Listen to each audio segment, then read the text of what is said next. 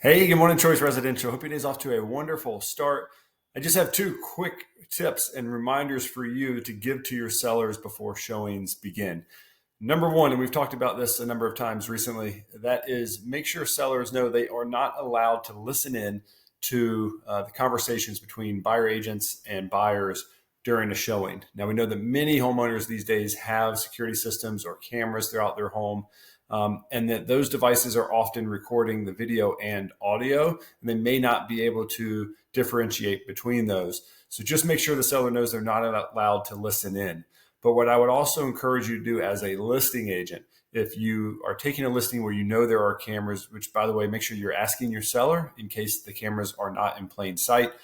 Even more so when the cameras are not in plain sight, that buyer and buyer agent would have an expectation of privacy inside of that private home if they can't see any cameras.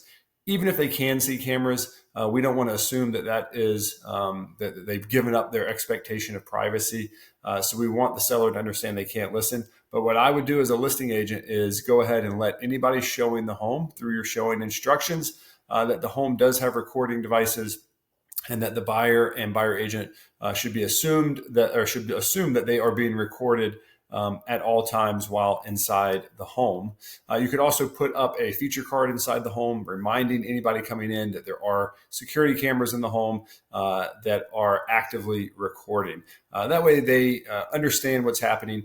We don't want to get into the legal impacts here, whether or not there is some kind of implied consent just because you've let them know there are cameras.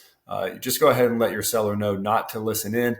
If they are insistent that they have the right to do that, just tell them to talk to an attorney. It's not for us to opine on whether or not that's acceptable or not. But if there are recording devices in the home, it would be a good step for you to take as a listing agent to go ahead and let anybody coming into the home know that there are recording devices, and they should assume that they are being recorded at all times while in or around the home.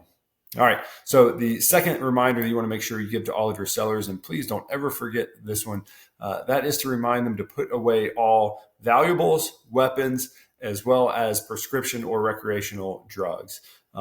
We can't be responsible for everyone who comes into the home, whether it's during private showings or even open houses when there could be multiple guests in the home.